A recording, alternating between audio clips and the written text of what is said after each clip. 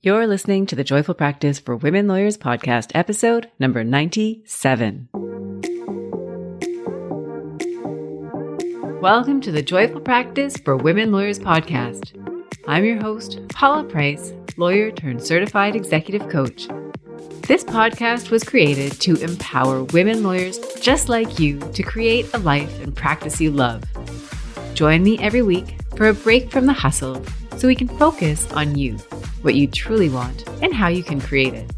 If you're over the overwhelm, done with putting out fires, and ready to redefine success on your own terms, you're in the right place. Ready for today's episode? Let's dive in. Hello, my friend. Welcome back to the podcast. It's Paula here, and I'm delighted to have you joining me here this week to talk about anxiety and how to deal with it.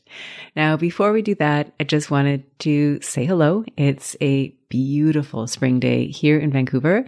We are currently in our second week of spring break. I was in California last week with the family. It was a lot of fun. We had some good moments. We had some funny moments. And now we're back. The kids are out of the house for a brief window of time. They're with my husband and his family. There are some family members visiting from out of town. And I'm using this quiet morning to record this podcast for you and to tie up a few loose ends before I go back on break tomorrow with the kids, taking them around town and finding things to do before they go back to school on Monday. And maybe you are a parent like me and you've been navigating spring break. And if that is the case, then maybe you can relate a little bit to what I've been experiencing, which is, in a sense, why I chose today's topic, anxiety. Because what I have found is, as much as I love my family and love having time with them, I do find vacations to be stressful. Because for me, that often means juggling two different hats at the same time. So for example, even going on vacation, I'll still stay connected to work. And so sometimes that means I'm juggling quite a bit of things. And this morning, when I woke up with this feeling of sort of dread and anxiety. And I thought, oh, wow, okay, what's going on here? And as a result of that experience, I thought, this is a really great topic to discuss on the podcast. And in particular, what I want to do is to share some strategies that I have learned as a coach, strategies that I use myself, strategies that I use with clients, because I know for a lot of you out there, anxiety is something that you might struggle with. And so the more tools you have, the more of a normalized conversation this becomes, the better you can feel about it and the more empowered you can feel when you experience those moments of anxiety. So all this to say, it is a beautiful day. I'm excited to be having this conversation with you today. And I'm very, very pleased to have a chance to talk about anxiety.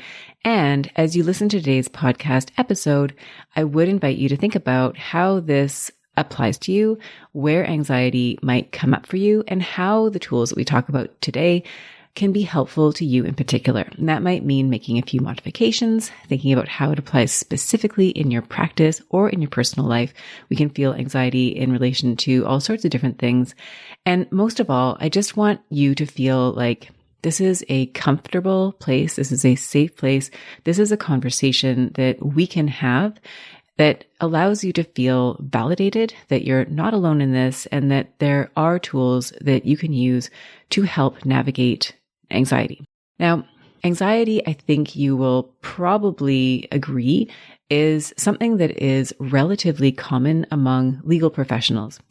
And you may know this anecdotally, whether it's your own experience as a lawyer, whether it's the experience that friends of yours have had, friends and colleagues. It may also be that you've read some of the more recent reports, the studies that have been done. The Canadian Bar Association recently published a study that talked about lawyer mental health and well-being, and the numbers for anxiety were relatively significant. And I think what we have learned over the past few years through the pandemic, through the studies that have been done, and our increased awareness of mental health is that a number of lawyers struggle with anxiety, stress. And so we want to have this conversation out there so that if you are experiencing any of these challenges, you know that it's normal and there are resources to help you. Now, I also wanted to mention that I have had podcast guests on in the past, amazing guests, Bina Stock, Alicia Davies, Melanie Goella, and Ellen Schlesinger, all of them lawyers turned counselors who have talked about various aspects of mental health. And so those are all really great podcast episodes. I invite you to go back and listen to them. And what I also invite you to consider during today's podcast episode is if anxiety is one of those challenges for you that you think requires an additional level of support, to think about who you might reach out to in relation to that. And you can reach out to some excellent counselors, including the ones I just mentioned, some of them who have legal backgrounds, so they really understand what you're going through. You're also welcome to reach out to a coach. You're welcome to reach out to me to talk about some of the strategies that you might use to help manage anxiety and overcome that in your practice. So it's a problem for lots of lawyers. Some of the reasons, well, often there's tight deadlines. These stakes can be high.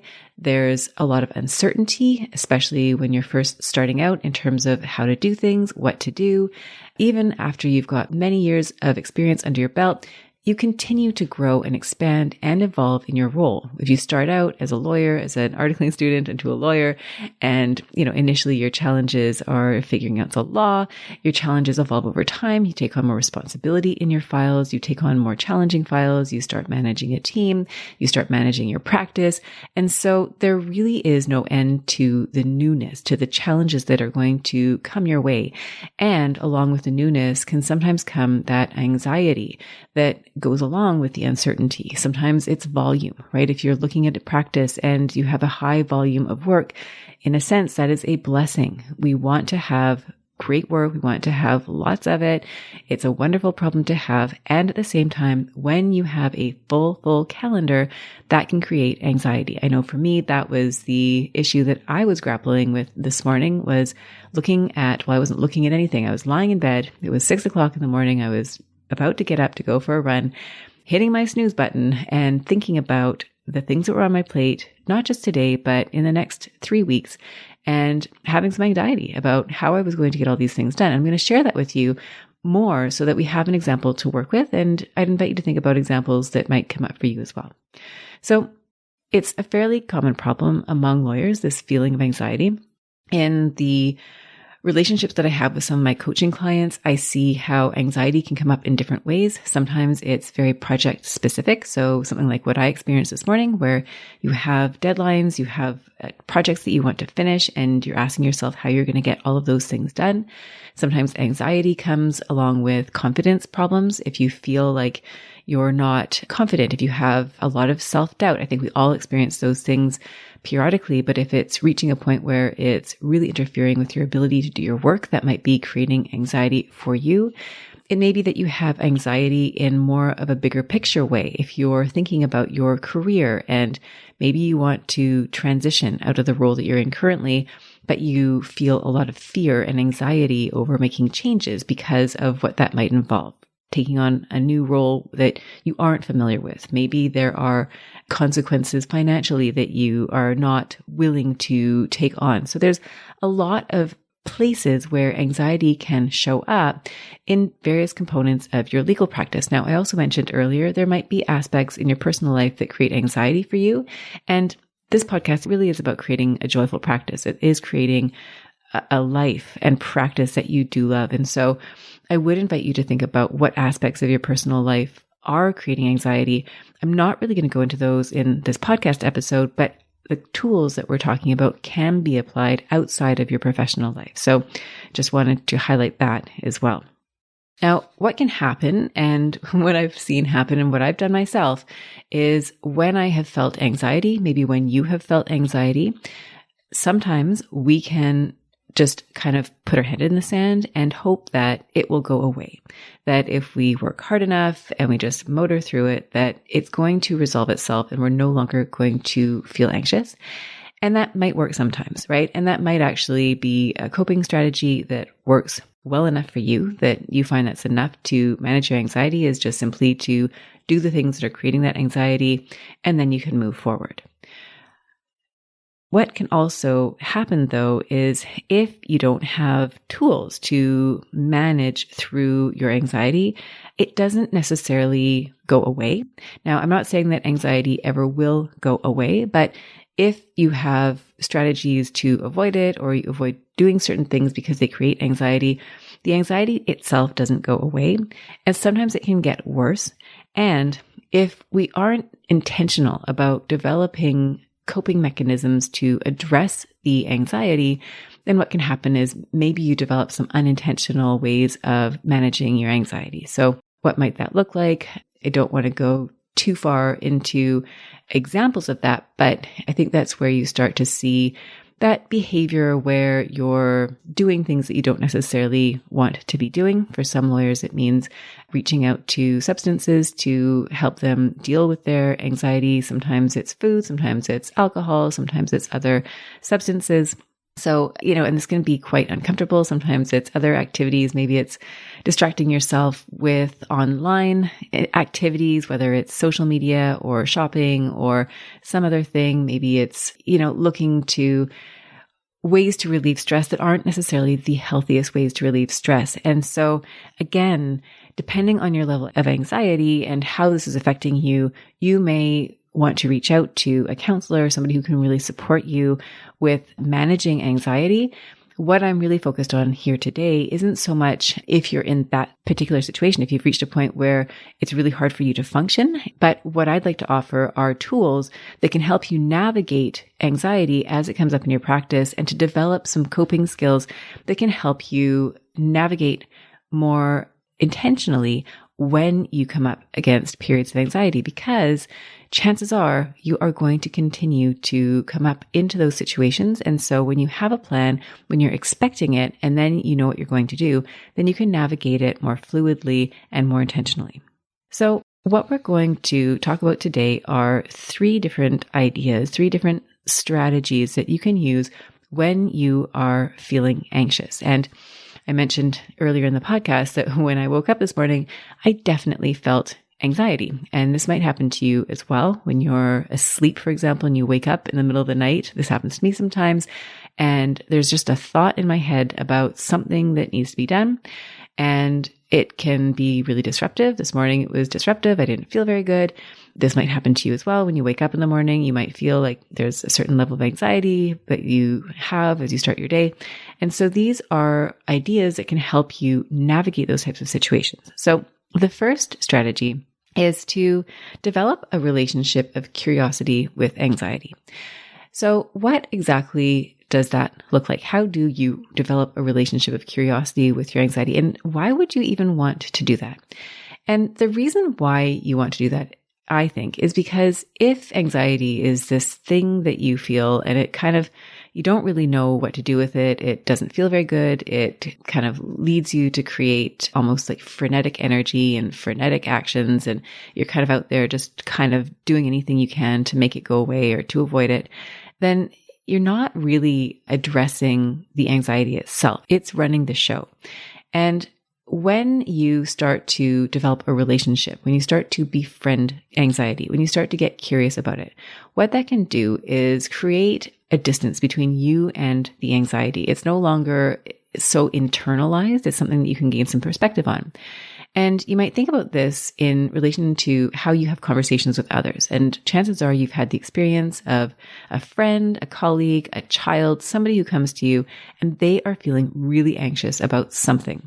And when you speak with them, your clients too, I imagine, right? When they're telling you about some of the problems that they're having and they're experiencing a lot of anxiety, especially in the legal process. This used to happen when I worked as a litigator. And sometimes my clients would be really upset. They'd be really nervous. They didn't know what to expect. And me having a position of neutrality, of being able to be a witness, to ask questions, I was able to put their anxiety into context. I knew what was going to happen, relatively speaking, and in a way that they did not, because they didn't have that same perspective, that same outsider's perspective. So when you befriend anxiety, when you develop curiosity around it, you can start to develop some perspective with your own anxiety and create some distance from it that allows you to separate a little bit and tap into more of your prefrontal cortex, your executive functioning, your ability to think more rationally about what it is that you are experiencing. So to develop that relationship, to befriend, the first thing that you might do is to name the emotion. So we are talking about anxiety today. If you're thinking about anxiety, you might want to delve deeper into a more specific description. So this morning, as I was thinking about anxiety, I was thinking, what does this really feel like, right? I mean, some people might use the word stress, sometimes fear, maybe dread. There were elements of dread there, some agitation, a bit of urgency. So you might think about how that anxiety shows up for you, and you might start looking at the words you would use to describe it. And again, the more granular you can get with the language that you use, the more you're able to really specify what it is that you are feeling. Now, feeling, of course, it's an emotion. And I wanted to highlight here as well that I think sometimes it can be really difficult for lawyers and other professionals to get in touch and in tune with their emotional life. And I say this from my own personal experience, because what I found is that from a very young age, I have typically just wanted to motor through hard times, right? I grew up in a family where, we didn't really talk about our feelings, love my family, nothing wrong with my family, but that's kind of how things were back in my day. And as a student in high school, at university, law school, it was never something that I really learned how to process. I never really learned how to manage my emotions, to befriend my emotions. I didn't really understand the role that emotions played overall. And it wasn't until my late 30s and, around my 40th birthday when I really got into coaching that I started to understand the relationship between my emotions, my thoughts, my actions, and how emotions were a really powerful tool and something that I could actually befriend and learn about instead of just avoiding. Up until that point, I'd really kind of dealt with difficult or negative emotions like stress, anxiety, fear, by just kind of putting them to the side. I think it's so much more effective when we can actually pull those relationships out. We can pull our awareness and address our relationships with those negative emotions instead of just trying to put them to the side. And I know that can be really difficult and challenging for professionals, especially for lawyers, where what we're really concerned about are the facts and the logic. But here, what I'm inviting you to do is to put that aside for the moment and just play with me here. Entertain this thought of what you can learn from getting to know your emotions better. So here we're in that step one. We're learning to befriend our emotions, and we just started by giving it a name, naming it with more granularity. Some people give their emotions a name that might work for you. And once you've named it, you've identified what that emotion is that the next step I'd encourage you to take is to describe the feeling in your body. Now, this is a really neat exercise. I don't know if this is something that you have done before, but if you have never done this, then play with me here. I invite you to try it out. And so what this means is, first of all, and sometimes you want to close your eyes, get still, and just allow yourself to feel where that emotion shows up in your body. So here, next time you're feeling anxious, maybe you're feeling anxious right now, ask yourself where it is in your body that you feel anxiety. Maybe it's in your chest, maybe it's in your gut, maybe it's in your shoulders, maybe it's in your head. Just ask yourself. Some people will do a body scan. For me, the anxiety that I was feeling this morning was squarely in my chest. I was lying down, and the anxiety was just a feeling that I had in my chest. So once you've identified where that anxiety is located, you can ask yourself more questions about it. So does it have a color? And this morning I was thinking about it. Does it have a color? Yes. The anxiety I was feeling this morning had kind of a grayish, blackish color. So you might ask yourself, what color does anxiety have for you? You might ask yourself, what kind of a texture does it have? Is it solid? Is it more of a cloud? Is it liquid? And for me, the anxiety felt kind of like a cloud, kind of like a dark, stormy rain cloud. Is it moving or is it still? And in my case, it was moving a little bit, kind of like if you were to look at a billowing cloud in the sky, that's kind of what it felt like. And so these are all questions that you can ask yourself. So you first identify where it is in your body, what color is it, what texture does it have, and you just want to get a picture in your mind's eye about what this anxiety looks like for you. Now, the next question that I would invite you to ask yourself once you've kind of reached this point is to ask yourself what the anxiety, what the emotion is trying to tell you. And this is a really powerful question because what you're doing is now you're really tapping into your own inner wisdom. You're tapping into what you know to be true. And so when I asked myself, what is this emotion trying to tell me? I did come up with some answers. The answers that I came up with were, it is time to address that. It is time to shuffle. Sorry, I wrote some notes here. Shuffle around some commitments. And it's time to step back and look at the bigger picture. And so to give it a little bit of context, the reason I was feeling anxious this morning, and I still feel a little bit anxious, is I have a number of deliverables, including a component of my taxes that need to be filed at the end of the month. And I have presentations that are coming up. I have, on top of that, my podcast episode that I'm recording right at this moment, which is due today. I have a full plate in terms of coaching clients. I have my children are coming back this afternoon, and then I've got 2.5 days of vacation and the weekend, etc. And so I'm looking at my calendar and I'm thinking about what I need to get done. And I haven't really allocated a really solid amount of time to the things that I want to do. Yes, I'm a coach. I coach people on these things. And so I know what I need to do. And sometimes even knowing what I need to do, it becomes challenging to implement. And so that's part of it, is figuring out when that time is going to happen. And so if I look back to what I'm saying, it's time to address that. It's time to reshuffle commitments. That is really a message to myself to take a step back and start being more intentional, more strategic about how I'm structuring my days. And that might mean that I need to put a pause. I'm very enthusiastic about the commitments and the work opportunities that come to me. And so that might mean that I have to start being a little bit more strategic in terms of what I'm taking on and maybe the timelines with which I'm taking them on. I have a tendency of wanting to jump in right away and schedule things right now, and that's fine, except sometimes that means that I pay for it a bit later. And if you listen to my podcast episode from last week talking about creating peace and calm with your calendar, I talked about that a little bit, about how your planning today really impacts you 2 weeks from now. And so this was just my signal to myself that I want to be more intentional about my calendar. The other thing that it was a signal to myself is, I think, a bit of a self-trust in that I have had certain things on my calendar, the tax thing in particular, that I've been pushing, the tax thing and a presentation. I've been pushing those back in my calendar. And so what that signals to me is that I'd like to develop a discipline of being more intentional about committing to the non-urgent but important tasks that I put on my calendar, because sometimes I will push those non-urgent tasks into the future. So that's what my anxiety was trying to tell me this morning. And so I've gone through that exercise because what I'd invite you to do is to think about what your anxiety is trying to tell you. What is the message there that it is trying to send you? And chances are the message in itself is a helpful message. It's one that you can then act on.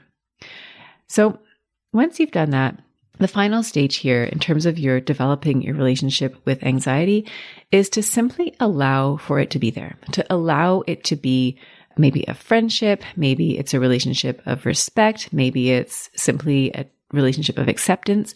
But what we want to move away from is that strong resistance. When we push our emotions away or we pretend that they do not exist, then that actually can wear you down. I'm listening to this really interesting audiobook right now. It's about, what's it called? The Secrets of Self-Control. I can't remember the exact title, but they talk about how your impulse control, your ability to exert willpower is a finite resource. This is probably something that you have heard before.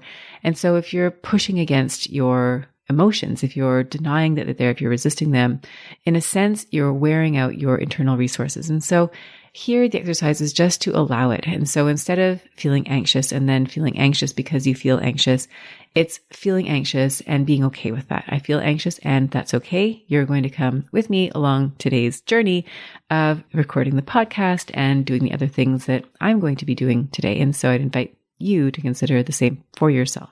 Now, the second step, once you have allowed yourself to be curious about the emotion, to get to know it a little better, to understand what it's trying to tell you, is that you're going to move into action. For me, I find that moving into action is really where the anxiety starts to go away for me, especially if it's something like this, where I have a fear about deadlines, which is a terrible word. I think I'm going to have to change deadline and remove it from my vocabulary because really, is that a good word? I don't think so. Deadline. So timeline, deliverable date. I don't know. There's got to be a better word for it than deadline. But that's when I find I start to feel relief. And so I would invite you to think about what actions are going to help you move away from that anxiety. Now, one thing that I believe in strongly is self-care. I believe in getting enough sleep and enough exercise and eating a nutritious diet. All of these things help me tremendously with anxiety. So I went for a run this morning, even though I had lots to do. That's a pretty solid commitment, and I always feel better. So for you, you might think about what kind of self-care you're giving yourself. Are you getting enough rest? Are you exercising? Are you eating a nutritious diet? All of those things. So that is one of the things, but assuming that that's all good, and what you're really wanting to do is address your anxiety in relation to a specific thing. For me, it's taxes. It's this presentation that I'm thinking about. Make a list.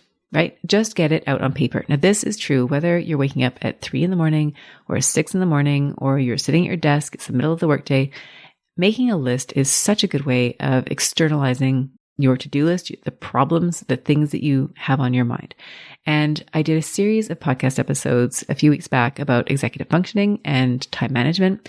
And one of the executive functions that you have is your working memory. And so as long as you're trying to keep things inside your brain, your working memory is being taxed. I think I use the analogy of a storage locker. When you've got information in your brain and you're using it as a storage locker, you're not allowing your brain the space to do what it's actually really excellent at doing, which is probably something that is a lot more high value than just simple storage. So get things out of your brain and put it onto paper. It will free up your working memory and it allows you to externalize the problem. And much with the emotions, when we're thinking about them from a more neutral perspective, from the third party, the observer perspective, the same is true of your to-do list. Once you set it down on paper, all of a sudden you can see what you have to do. And I recorded a podcast episode a while back. It's called How to Thrive Under Pressure. And in that podcast episode, I talk about this process, right? How to deal with these difficult situations. And so you might go back to that podcast episode if this is something that resonates with you, if you're looking for processes to deal with these stressful situations. But the first thing is to really write all the things down that are on your mind. And then you can create a list that is ranked in terms of priority. I've talked about time management and priorities and lists in other podcast episodes, so I don't want to spend too much time here doing that.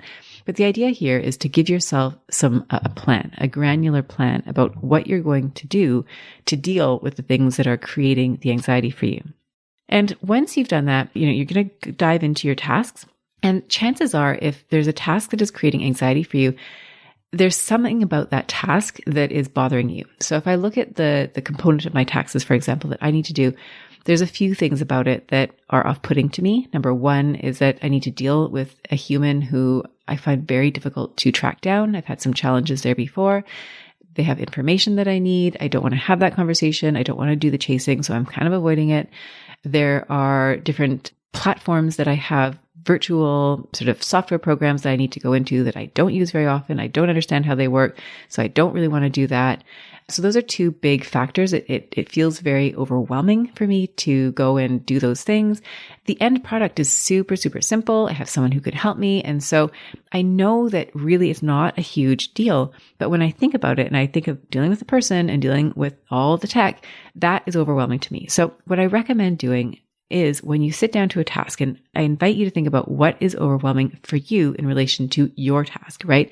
If it's a letter that you need to draft, if it's an email that you need to send, if it's a document you need to file, if it's a conversation you need to have, whatever it is that's on your plate, if it's a file, I used to have files like that when I was practicing. They were the files that were inherently challenging. There seemed to be files that were golden files. Everything was always great and, things moved quickly and smoothly, and you always felt on top of things. And then there were other files that always just seemed to create trouble. And I don't know what it was. Maybe it was the chemistry, the water, who knows? But for you, I invite you to think about what is challenging about something that is creating anxiety for you and to figure out like, what is that?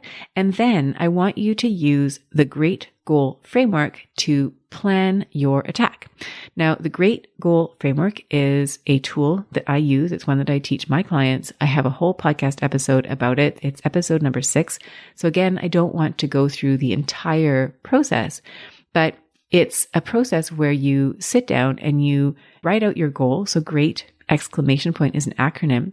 You write out your goal and then you write out the answers to the questions that correspond to each letter. So G, the first letter, is the goal. So you want to make your goal relatively specific, measurable. So in my case, it might be, if I'm doing this particular part of my taxes, it's to complete the form. I've got a schedule that I need to fill out. I've created myself. So it's a 1-page document. It's relatively simple. So the end goal is to fill out that document and send it to my accountant. The reason. So you'll want to give yourself a reason for doing this. The first reason that comes to mind, the due date is approaching, but other reasons, right? This is part of my practice. This is part of my way of serving. This is how I am building my practice. This is part of building a practice. So you want to think about all the reasons as to why something is important. And I go into this, as I mentioned, in more detail in the podcast episode. But when you start digging, when you start asking yourself, what is important about this particular thing, you'll be amazed at what you pull up, what you have already inside of you that is compelling and motivating and almost neutralizes or overcomes those feelings of anxiety, right? Once you start realizing how important this task is for many reasons, then it can help you create that momentum that you need to start moving forward. After R, so GRE is the energy. What kind of energy do you want to bring to this task? Well, in this case, for me, it's the energy of commitment, of persistence, of perseverance, of completion, right? That's the energy that I want to bring. A is the action line, and that's really key here, especially if you have anxiety over a certain task. You're going to want to be strategic about how you tackle that task. And if you go back to podcast episodes where I've talked about procrastination, I've got lots of tips there. But one of the key tips on procrastination, and they apply here, is to break down the actions into little bullet points. So you want to make it as granular as you need to in order to give yourself a roadmap for what you need to do. So it literally might be open the document, open the software platform, write the first sentence of the brief, write the last sentence of the brief, whatever it is. But you want to give yourself a list of bullet points that you can literally follow step by step. Time is the last one. So after you've got your actions, you've got your time. So estimate how long it's going to take you. And if there's a deadline, you might also say, this needs to be done by a certain date. So by the end of the week, I'm going to spend 20 minutes doing this particular task. And then the exclamation point is that catch-all. What is missing from this goal that is important? And in this case, I would say that the exclamation point is, I want to develop. This is me developing a relationship of trust with myself. When I say I'm going to do things, I am going to do them. I am a responsible person. I am going to fulfill my commitments to myself and to those around me who are going to help me and support me in filing my taxes. So for you, I'd invite you to think about what's important about that goal. What's important about that set of tasks. And you can write this out on a little piece of paper. I do it all the time. I encourage others to do it all the time. And then when you go and you've finished all those actions, all those little bullet points that you wrote out, you can cross them off, check them off. You get that satisfaction of having accomplished the thing that you set out to do. So that's step 2. Step 1 was when you're feeling anxious, you develop a relationship with it. You get to know it. You get to understand it. You understand the message that it's trying to share with you. The second is you're going to move into action. So you're going to write everything down that's bothering you. You're going to make a list of the things that you need to do. Then you're going to plan when you're going to do these things. You're going to create a great goal if you need that extra boost, that extra inertia to take action. And then you're going to execute. So step 3 is evaluate. And evaluation is one of those things that is very easily done and can be really effective in helping you move forward and upward. So the evaluation here then becomes looking at the process and asking yourself what went well, asking yourself what didn't go well, and what will you do differently next time. And you can do this after any experience, whether it's an experience that was particularly challenging, that had a good result, whether it had a poor result. And really what you're doing here is giving yourself some data. So here you might say, okay, what went well here? Well, I became very aware of the emotions that I was feeling. I paid attention to the message. I did not judge my emotion of anxiety. Instead, I was curious and I allowed myself to feel that emotion.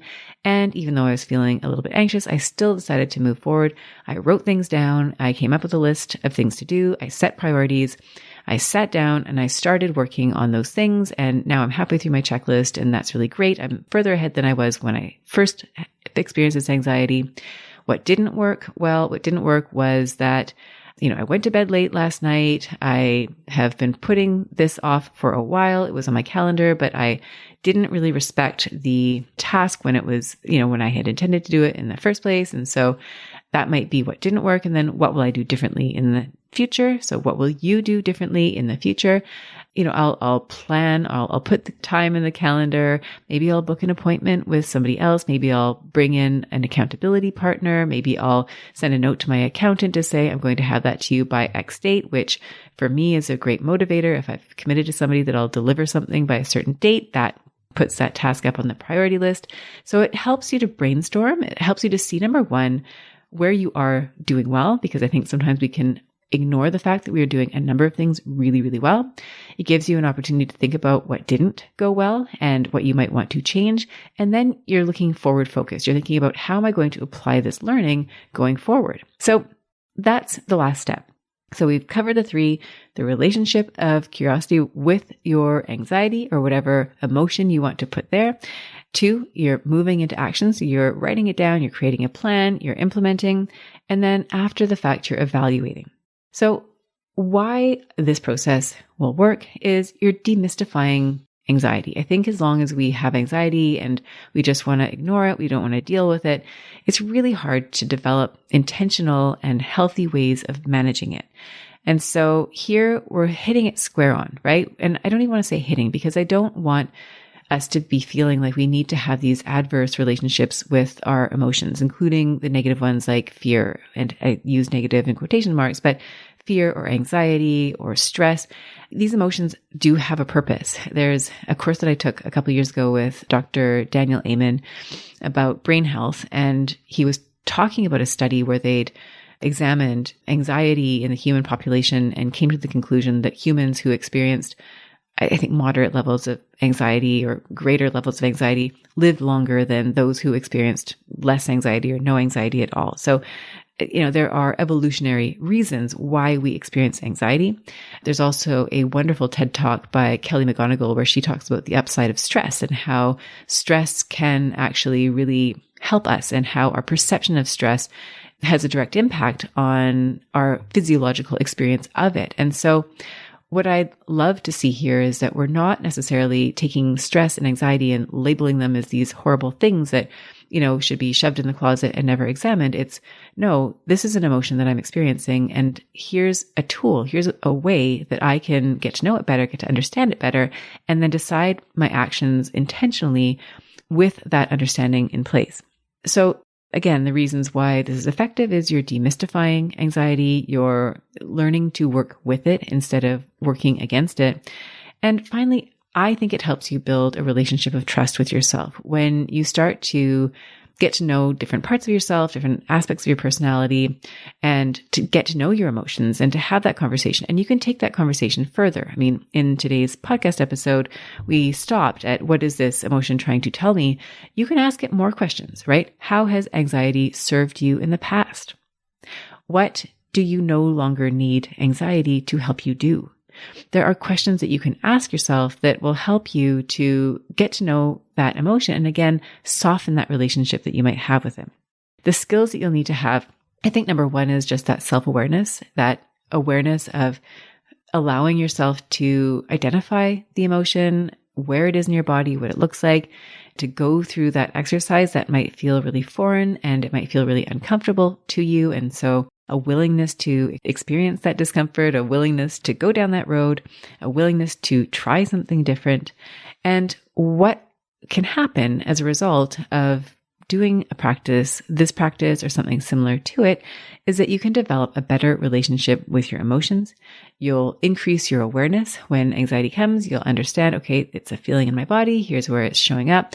What is it trying to tell me? What am I going to do about it? And as you do this further, particularly if you're doing that final piece, that reflection exercises, what am I doing really well here? What didn't go so well this time? What will I do differently next time?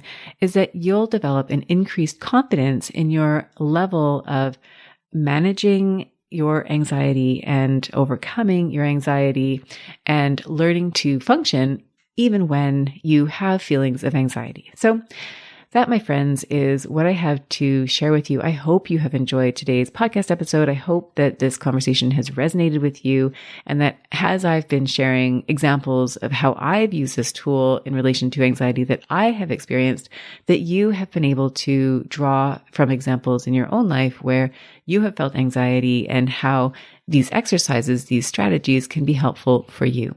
So with that, I just wanted to wish you a beautiful week. I look forward to reconnecting with you again next week. If you have questions or you'd like to take this conversation further, please do feel free to reach out to me. You can send me a DM on LinkedIn. You can find me through my forum on my uplevellawyercoaching.com website. And I'm always delighted to hear from you. Again, I know I ask this all the time, but if you listen to the podcast and you enjoy it and you would like to give it a rating and review, please do so. It helps others just like you find this podcast. And ultimately, that is the goal, is to reach as many lawyers as I can and to provide tools and to provide support. And so would very much appreciate that. So thank you again for tuning in. It has been a pleasure, and I look forward to our next conversation. Bye for now. If you enjoyed today's show and don't want to miss an episode, subscribe and follow the show wherever you listen to your podcasts. If you haven't already, please leave a rating and review. Your feedback will help me create a podcast that's tailored to your needs and goes straight to the heart of what matters to you.